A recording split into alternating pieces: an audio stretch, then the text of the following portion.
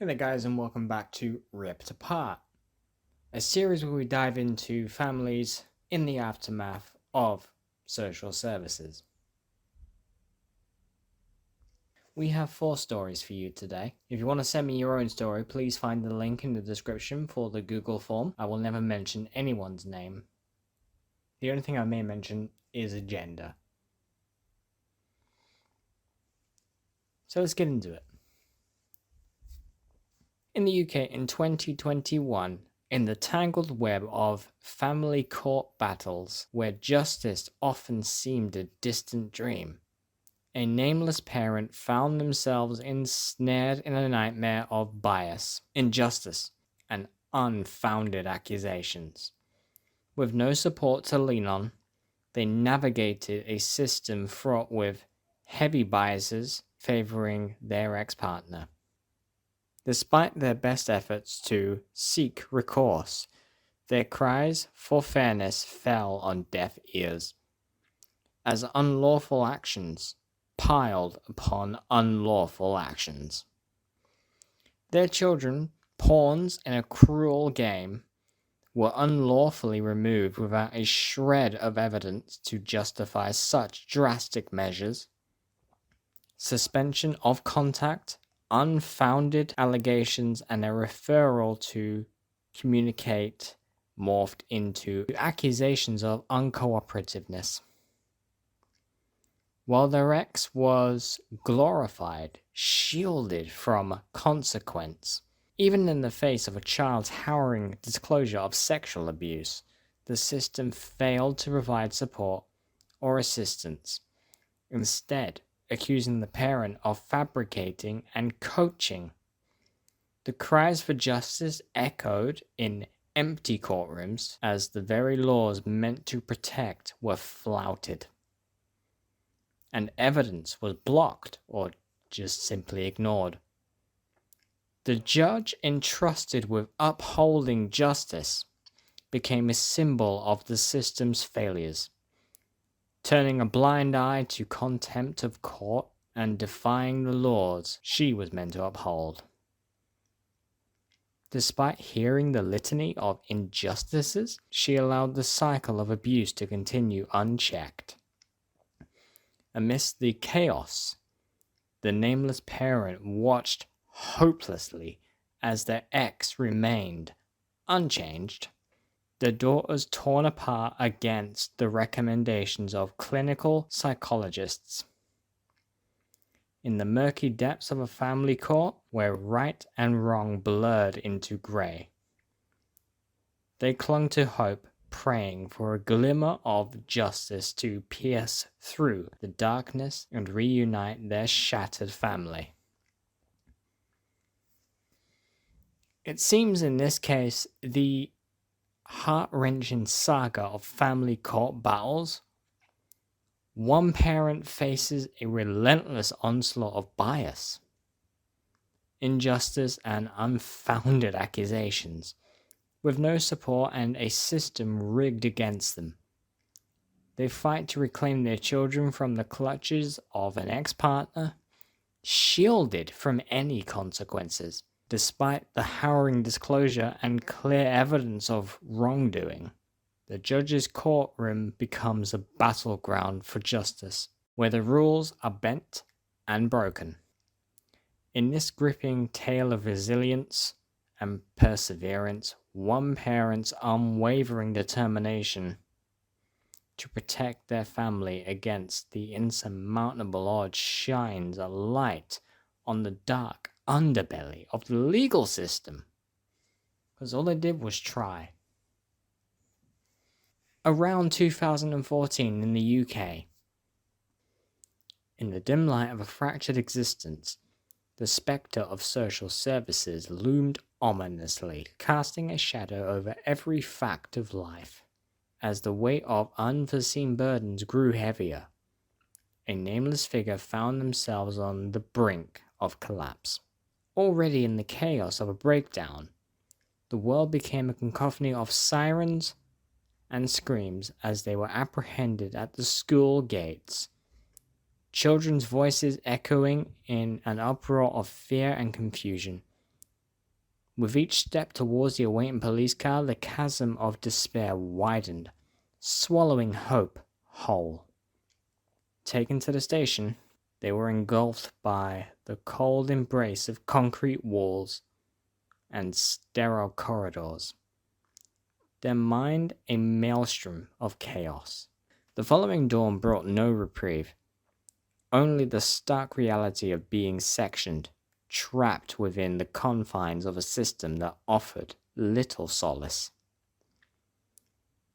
In the relentless pursuit of reclaiming what was lost, they navigated the labyrinth that is bureaucracy, submitting applications with trembling hands, each met with a resounding rejection. Time passed in agonizing increments, each day a reminder of the children they longed to hold close once more. 8 years drifted by, a silent testament to the endurance of the shattered soul. Despite the passage of time, social services remained unmoved, their grip on the children unyielding. Lives were torn asunder, dreams left to wither in the cold embrace of indifference. As the nameless figure continued to wander the barren landscape of loss, their heart aching for the family torn apart by forces literally beyond their control. It seems in this case OP was made into a victim and blamed and punished for being one too. Even though time has marched forward, absolutely no wounds have been healed. The wounds remain scars, deep scars, a constant reminder of life and the toll it has managed to take. In this case, the same remains. Social services never extended a helping hand, and OP was literally forced into the position they are in. They're in the same position they have been in for 10 or so years. In the UK, starting in 2012, in the aftermath of an unspeakable tragedy, a grieving parent found themselves ensnared in a relentless cycle of heartache and despair. In 2012, their world was shattered when their beloved son succumbed to pneumonia, his frail body unable to withstand the assault with a pre-existing heart condition. Despite the guidance of medical consultants to delay vaccinations due to his weakened state, social services wielded threats of neglect, coercing the parent into compliance and ultimately tragedy. 2 days after succumbing to the pneumonia, their son unfortunately passed away, leaving behind a void that could never be filled. Despite their agony, life pressed on, presenting new challenges and agonies. In 2015, amidst the flickering embers of hope, the news of another son on the way should have been a beacon of light.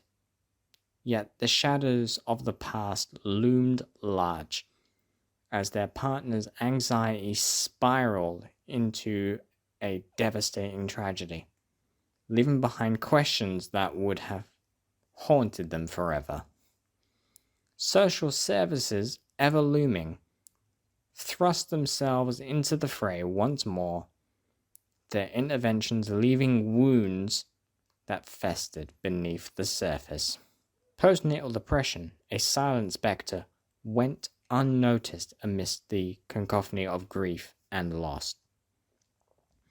As the weight of trauma bore down, a breakdown ensued, leading to a harrowing battle for the right to care for their children.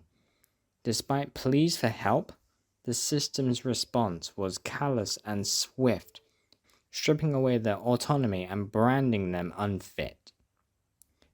A journey that began with unimaginable loss spiraled into a nightmarish odyssey through the courts, where the very essence of parenthood was questioned and torn asunder.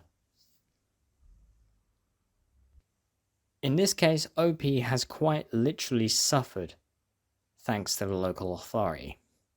and the son has paid the ultimate price.